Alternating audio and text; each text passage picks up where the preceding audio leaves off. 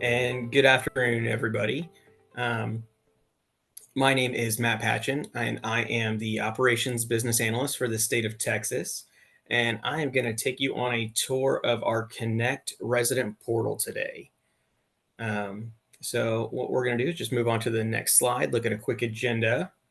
So, we've got introductions. Once again, my name's Matt. We're going to look at a quick video just to highlight some of the features that Connect has to offer, talk a little bit about what Connect can do for you and how it operates. Then we're going to take a look at the options within the resident portal, some of the things that are specific to the boards themselves, and how we can drive that resident and owner engagement within your communities. So let's get right into it. And we're going to watch a quick video on some of the highlights that the resident portal has to offer.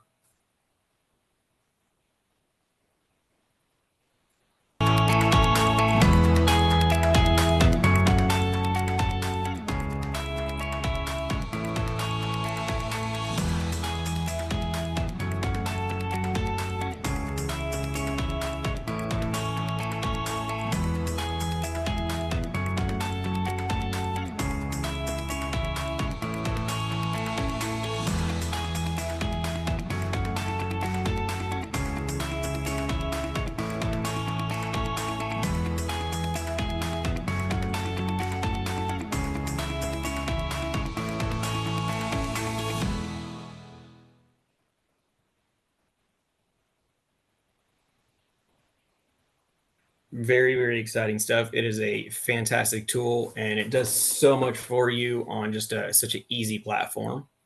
So let's move right into what is the FSR Connect system. It is our proprietary system used to manage properties. It's got different modules like work orders, package management tasks, and it has different views for associates, residents, and boards. So it's kind of a one-stop shop for all your needs. Um, Next, let's talk a little bit about what the portal can do for you. So let's talk about how we access it. There's two main ways: either by your mobile phone. There's an app. It's on Apple and Android, or via your desktop computer. So you've got multiple ways to actually get into the portal and find all your self-service options. So how do we actually use the portal itself? Um, can use this to know what's going on via links that your manager can set up, via community news, things like pool parties or barbecues in your community, calendar events, whether it's a board meeting or some kind of community event like yoga or goat yoga. Um, these are all things that are going to be right there in the portal and easy for you and your owners to know what's going on in the community. It's also to have information at your fingertips, things like documents and forms, frequently asked questions, ARC mods. It's a great self-service tool for you. And finally, to communicate with management, whether it's reserving amenities, viewing reports, or just sending a email to the GM. All things that the portal can help you do. Next, what we're going to do is look at the resident portal main page. This is like a landing page. This is before you ever log in. This would be for, like prospective buyers or title companies, things like that. They need to know a little bit about the community. You can highlight some of the things about your specific community. If you have like hiking trails or whatever it is, this is where we can really highlight that for the just general public.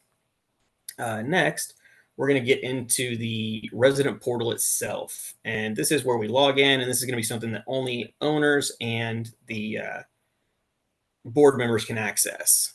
So on the next page, we're going to talk a little bit about some of the things that the portal does have to offer. Viewing things like account balances, answers to FAQs, and this is the dashboard. So the dashboard is right when you log in. This is the first page that you are confronted with. Now, I want you all to know that the details do vary by property and depend on your setup. Not every property is the same. But since this is our own proprietary software, we can customize this dashboard to meet your community's needs. So let's take a quick look at the dashboard and some of the things that it has to offer. So if we look in the top left, we got a little hamburger menu that takes us to other parts of the portal. We'll see that here in a little bit. Next, we've got the balance due. This will also take you to ClickPay. You can pay your bills. Next, we've got the forms and documents, whether it's a featured document, something that just needs to be first and foremost right there for everybody to see. If it's financials, all of your most recent documents will be right here. Next, we've got the quick actions, things like service request calendars. It's just a quick way to access those modules. Instead of having to go through the site, you want to create amenities, you just click on it and it opens the prompt right for you. Next, we've got the calendar view, detailed view. This is an easy way to see what events are by what day. If you have different calendars in your community, that's all color coded, really easy to follow.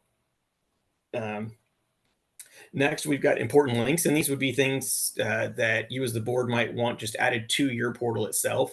If you have a Facebook page, if you have local dog parks that you want to highlight, if you've got local restaurants you want to highlight, if you want a board to be, or an email to be sent straight to the board or like a certain committee or something, we can add all that right here for you.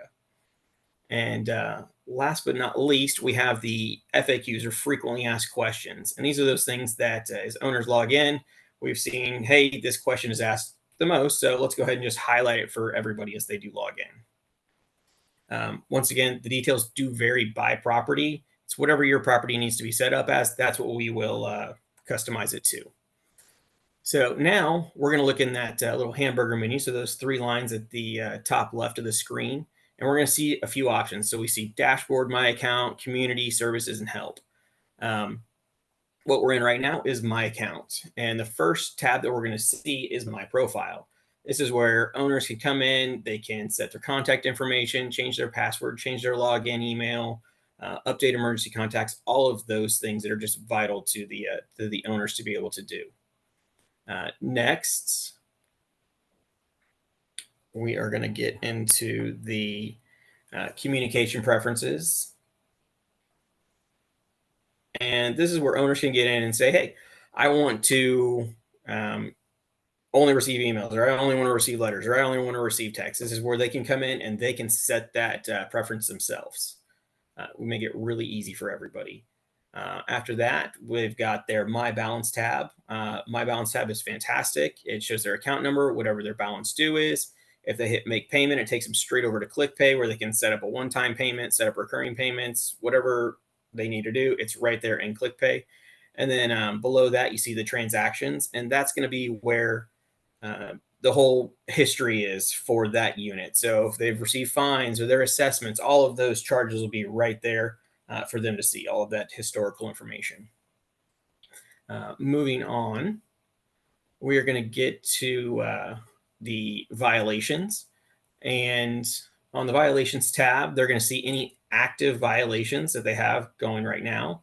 And they can click on the little magnifying glass to the right. And whenever they click on that, it will bring up any letters that are associated with that. And that letters would contain pictures of the violation and let them know if they owe any fines, things like that. And after that, we've got the architectural modifications. So they can come in here, see any ARC mods that they have going.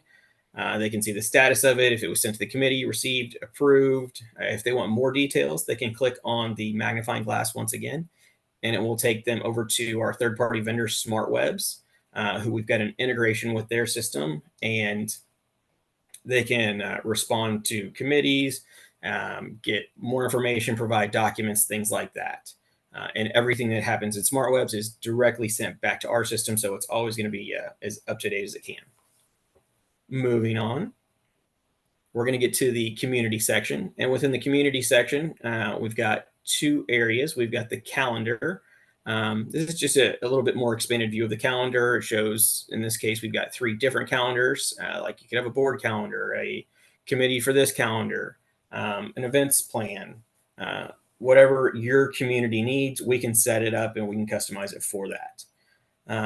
Then this is where you can also see an expanded view of the forms and documents.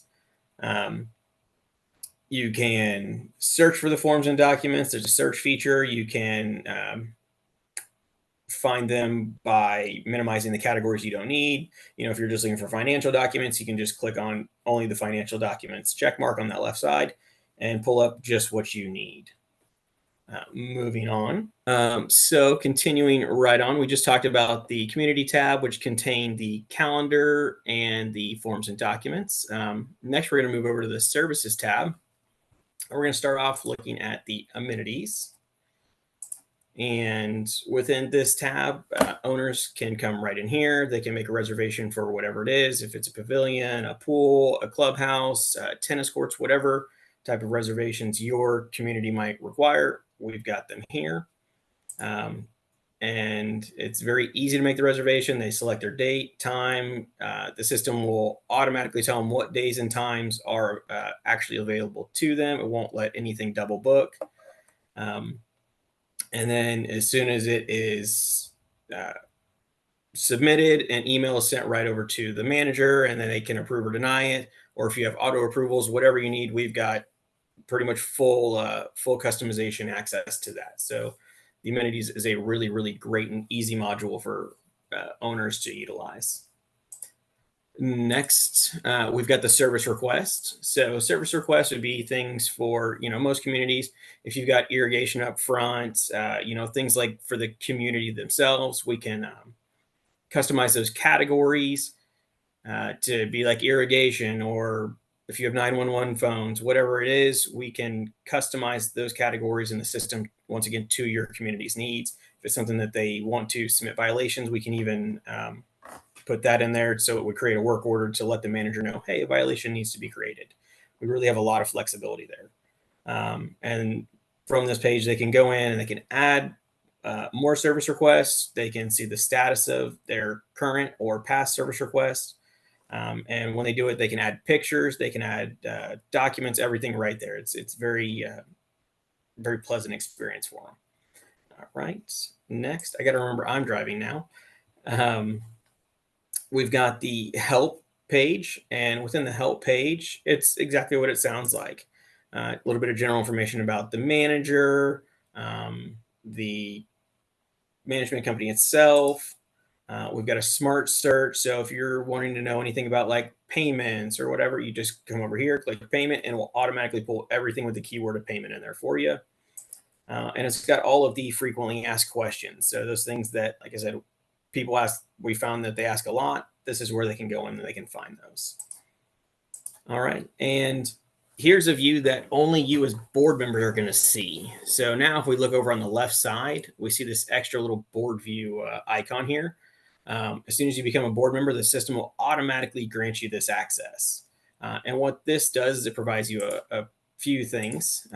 Number one, you can see locked documents in the forms and documents section.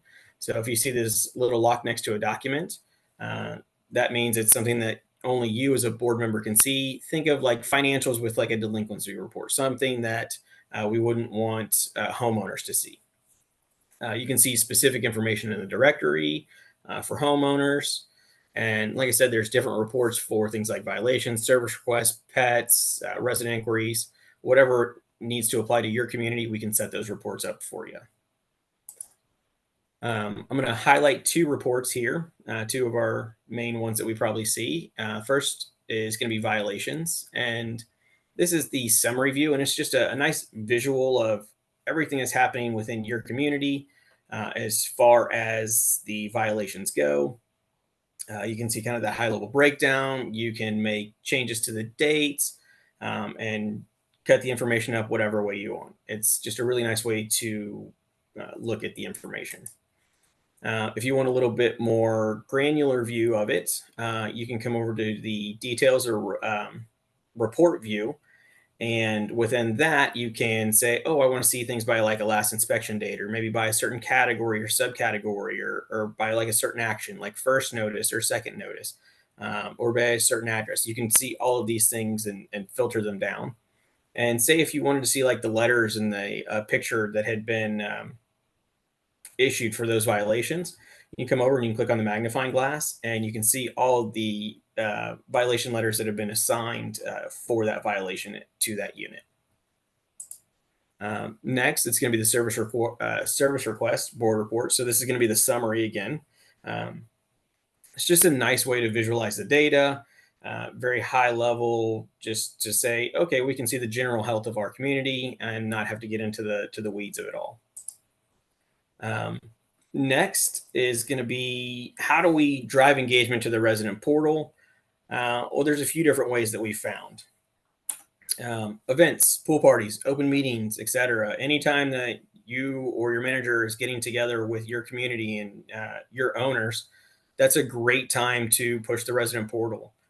Um, it's a self-service option for them, so that way they don't have to call the 1-800 number, which is 24/7, 365 days a year.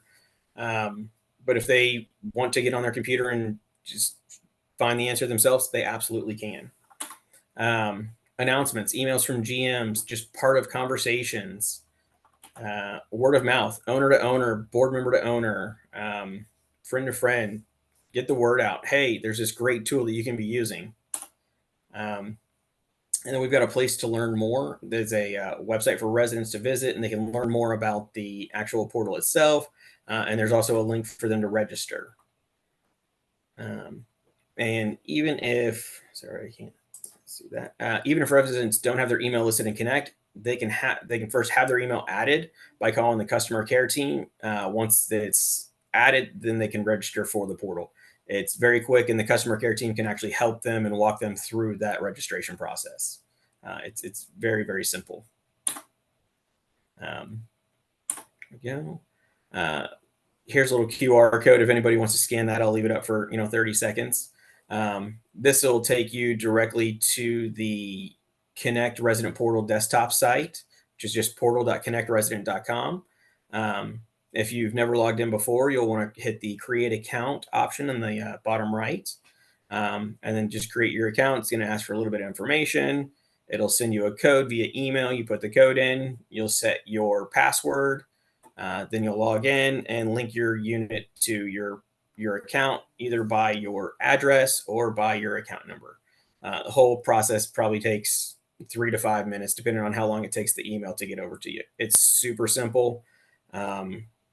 And it's just once again, it's a pleasant experience. We've really spent a lot of time to simplify it for everybody. Just a little bit of an outline for the resident view, some of the things that we went over on that main page, like the my account balance on my account, the contact information, pets, vehicles, just things we kind of went through a little bit today. And thank you very much. It's definitely an honor to be able to come and talk to everybody and see that engagement with our boards and be here as a resource to answer any questions y'all might have and walk y'all through the portal. So I really do appreciate it, and I appreciate these kinds of experiences.